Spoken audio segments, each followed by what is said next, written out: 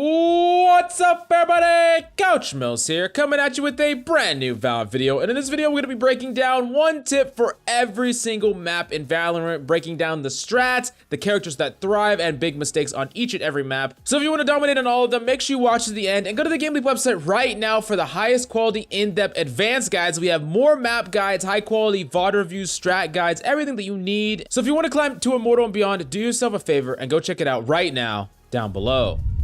Now, the first map that we have to talk about is Bind. And there's a couple of interesting things about Bind. First off, of course, is the teleporters, which allow for very quick rotations and really give you a lot of flexibility as far as potentially fighting on a point, getting to a situation where all the enemy's location is known, and then you can go through the teleport and go plant safely. And if enemies want to chase you through the teleport, you have more information about where they're coming from. This is really good and useful where your team has rotated multiple times, baited certain points, you fight for a while, and maybe you trade out and you know that the last enemy is on site. If you can set up a situation where you can take that teleporter with the spike, you're going to be able to go to the other site and plant, and it's going to be a lot easier for you in post-plant. So always keep that in the back of your mind. You don't need very much time at all to get through that teleporter and go plant on the B site. Very, very important. Now, one of the most common strategies on Bind is that Sage Wall. And honestly, the Sage Wall is a trap. It's like a noob trap most of the time. When you get to a certain rank, people are going to spam it consistently, and that's what you should be doing. Every time that Sage Wall goes up so that they can plant on the corner, you need to be breaking that wall immediately, making sure that it is not safe for them to plant and that there's a lot of opportunity for you to potentially get picks.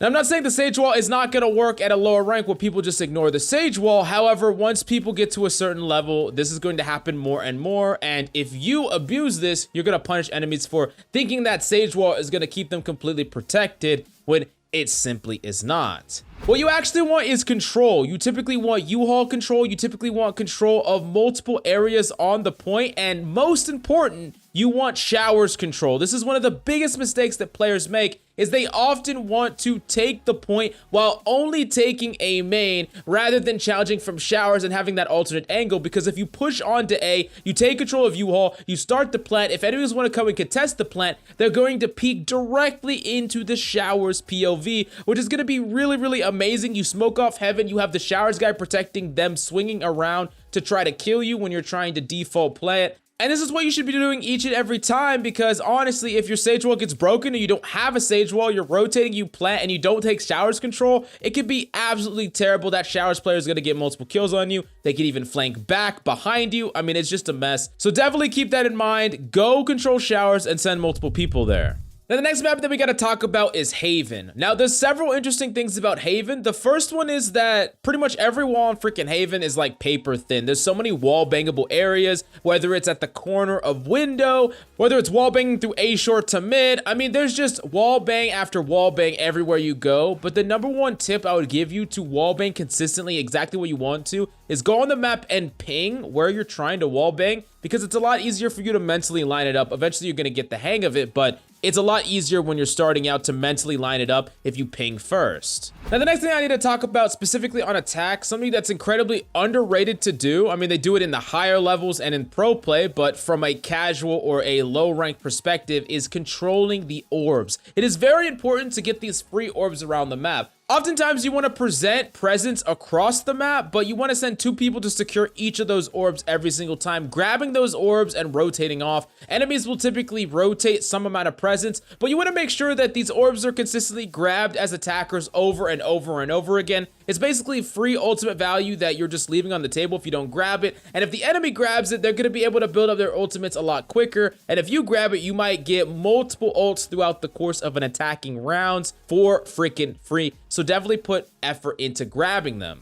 Now, people love to freaking flank on Haven, and that's really where I think the lurk really shines on Haven specifically. Now, you're not like flanking and trying to get kills in their backline. What you're often trying to do on attack is setting up in an angle where enemies would have to cross you in order to flank. And if enemies do cross, they have to fully clear a corner that is very odd, very untraditional. And most of the time, you're going to get at least 1 kill. And the crazy thing about using this strategy is if enemies try to flank and then they get caught off guard one time, they're either going to have to flank again checking every single angle because they don't know where you're ratting, or they'll just freaking stop flanking. But if you don't incorporate this, they could flank you again and again and again. And if that's ever happened to you in your games, make sure to incorporate these strategies, because I promise you, they're not going to just perma-flank you each and every time if they have to check every single angle to make sure that you're not peeking or hiding in one. Now, the next map that we got to talk about is ICEBOX. Now, ICEBOX is really interesting because on attack, you have a lot of verticality on your side, but the enemy does too once you actually get down to where you have to plant, which is very interesting. And then on top of that, the middle area is very, very strange with there's a tube and there's an under tube and an above tube and an area where enemies can fight you. And then the B site is very weird in the fact that targeted smokes often don't work very well there, and you need something like a Viper wall in order to take that efficiently. Now, I'm sure one of the most common problems you have when you're playing on defense is whether there's an ally or someone on A side and they just keep dying over and over again, or maybe you're dying over and over again on A side. And the best thing that you could actually be doing on A side is tucking in and making it incredibly difficult for enemies to clear you. Oftentimes, especially when we're talking about the lower ranks, players want to challenge on A. They want to challenge from defense on A. But the enemy have the high ground. They know where you're probably holding. They're pre-aiming with their crosshair placement, and it makes it really easy for them to potentially get kills on you. But if you're tucked in the backline, you could be playing the high ground on the right, or the high ground in tower. You could be playing backside. You could be playing on top, on rafters. There's so many different angles that they have to clear that unless they successfully use utility, they're not going to force you out at all. And if they do, of course, you can either deal with that utility or you can back up in kind. This is incredibly important because you put the burden of proper execution on the enemy. And a lot of you in the comments are gonna say, hey, these strategies are great, but I need teamwork in my games and there's no teammate that will work with me. People are just doing whatever they want. Well, that's also true with your enemies, depending on the rank you're in. And that is why you want to make cohesion and teamwork something that they have to utilize. If the Sova's not droning for the team, if the Raze is not using her boombot properly to help the team out, and they're coming onto site and they have to check all these angles manually, you're going to get some free kills and value. It's going to make it so much more difficult for them to take the site. Now, the number one character on ICEBOX is undoubtedly Jett. This is like her freaking playground, and I'm sure that you already know. I mean, Jett's amazing on every single map. But for ICEBOX in particular, because of all the verticality, whether you're on the mid box, whether you're flying through A, or you're pushing really aggressively on B with your knives, there's so much potential for her on specifically ICEBOX. So have a plan to either play her or counter her in every single situation. Pay attention to what the Jett does and how she entries, how she opts, and try to think of a counter strategy on the fly, because Jetts often get in these habits where they will repeat them over and over again if they work, and you can use that to your advantage. Now, the next map that we have to talk about is Split. Now, Split is definitely a very strange map. There's a lot of verticality from the defender's point of view on both sides, and mid is a very powerful area because it allows you to easily rotate.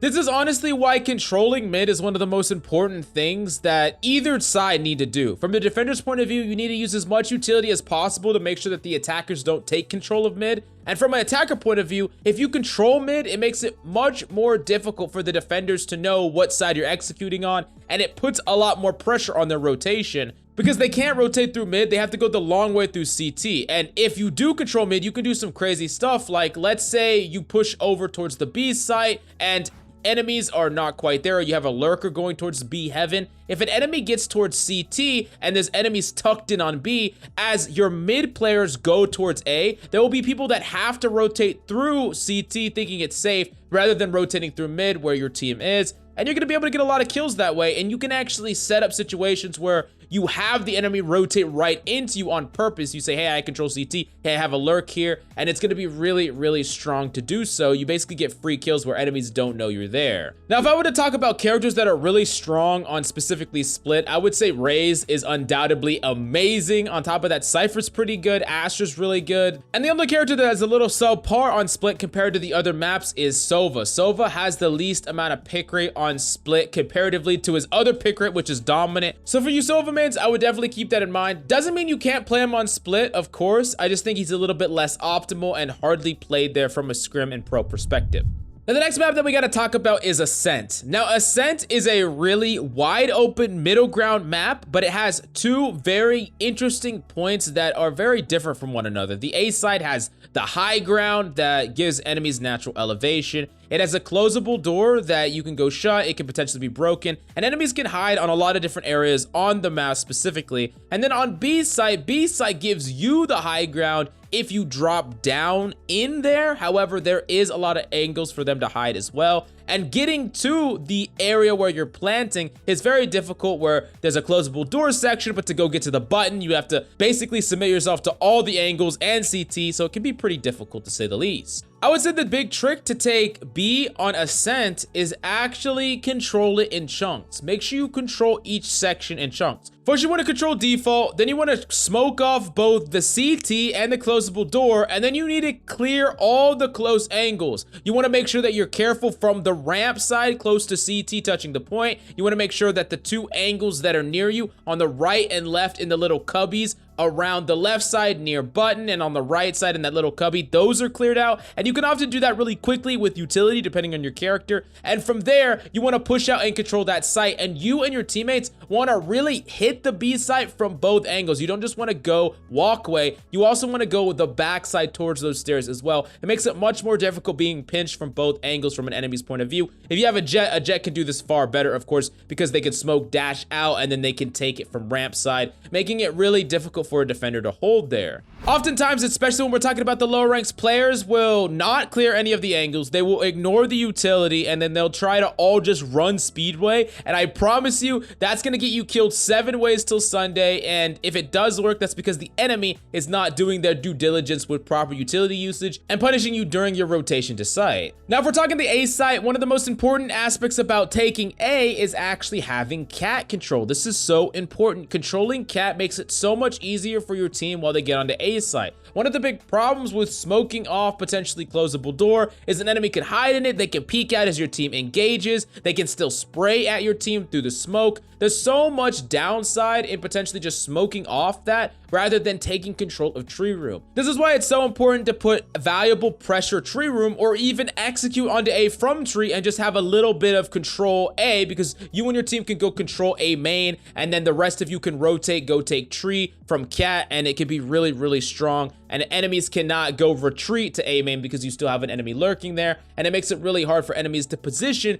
towards the closable door when your team is rushing through if you have some amount of control and presence from the A main. At the end of the day, it's all about controlling the angles on the map. Every one of these is a power angle, tree room, power angle, A main, power angle, and the more that you control, the easier your executes are gonna be, and trying to just all funnel in through A main, for instance, is gonna be really bad up against enemies that use proper utility, whether it's an Astra Suck, whether it's a Brimstone Molly. I mean, the list goes on and on. If you all are trying to funnel through, sure, it might work in some situations at some ranks, and maybe if you have a jet, you can, but in a lot of situations, you're just gonna get gummed up with utility. Enemies are gonna have a very easy time counteracting you, and unless the enemies are not doing their job at all, you're not gonna be able to take that point without losing many, many people in the process. Now, the next map that we gotta talk about is Breeze. A very frustrating map for some. Some people like it, and you might be a little bit broken, but I'll forgive you. No, I'm just kidding. Breeze is definitely an interesting map. It's very, very wide open compared to a lot of maps, and that's why Viper is so damn important on Breeze. If you want to split up maps properly, if you want to actually take sites,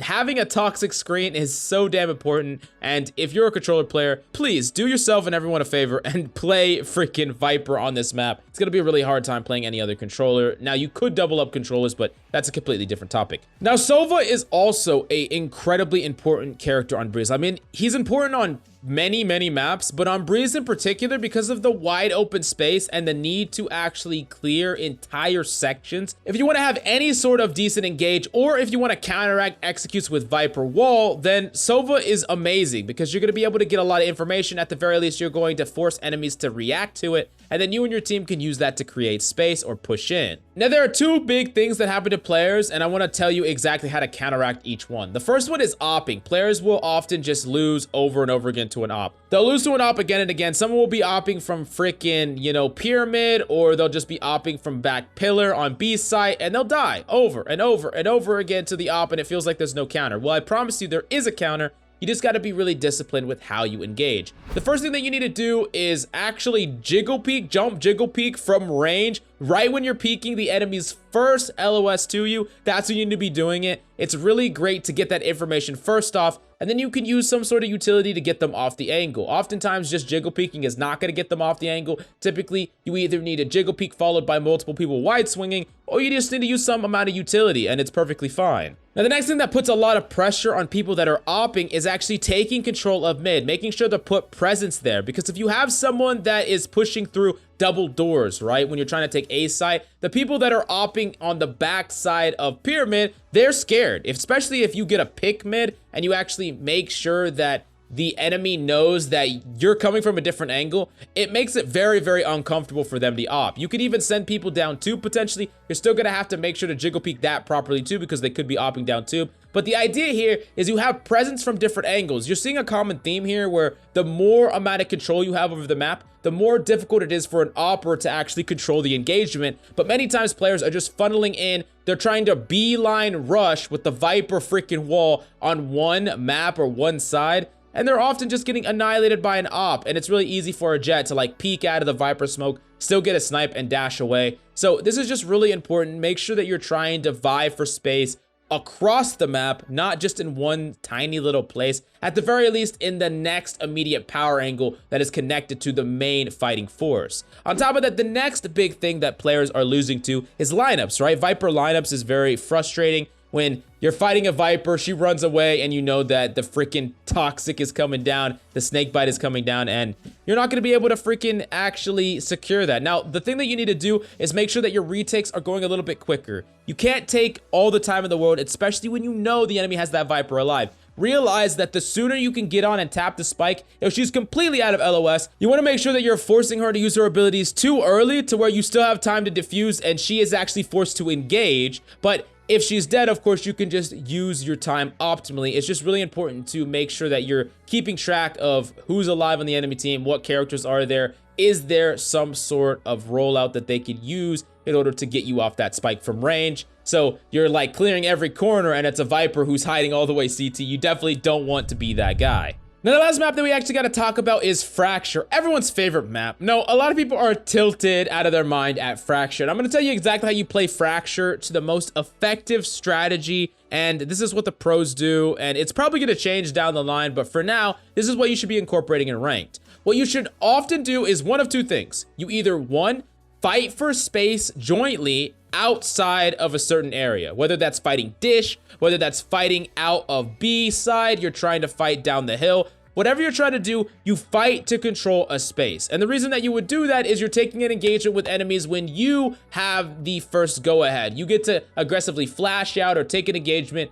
and if this enemy's there, you kill them. If not, you're just taking that space. You're just securing that space. And what you typically want to do on Fracture is actually play for retake. Because think about it, when you are a defender, you have to be completely split up. You have to be spread. You have no idea where the enemies are coming in on you, and they're capsizing on you from both sides, right? But once the enemies actually freaking plant, now they're in the fishbowl, and your team can actually capsize on them from every side, so they're at the disadvantage. This is the really big problem that happens in Fracture, where even if enemies understand this, oftentimes players will fight too hard when they're trying to control the middle section. They get swarmed, they die, and then you're trying to retake with 3v5. And sure, you might have an advantage coming from every direction when the enemies are fishbowled, but not enough to overcome that numbers advantage. That's why it's really important that you're not just tucking in and holding on site. You can as a mix-up, you can if you get a lot of value there, but it's really important to not do that if you're just gonna die after you get swarmed, because you are gonna be at a fundamental disadvantage, especially if the enemies are using a lot of utility to flush you out and actually kill you.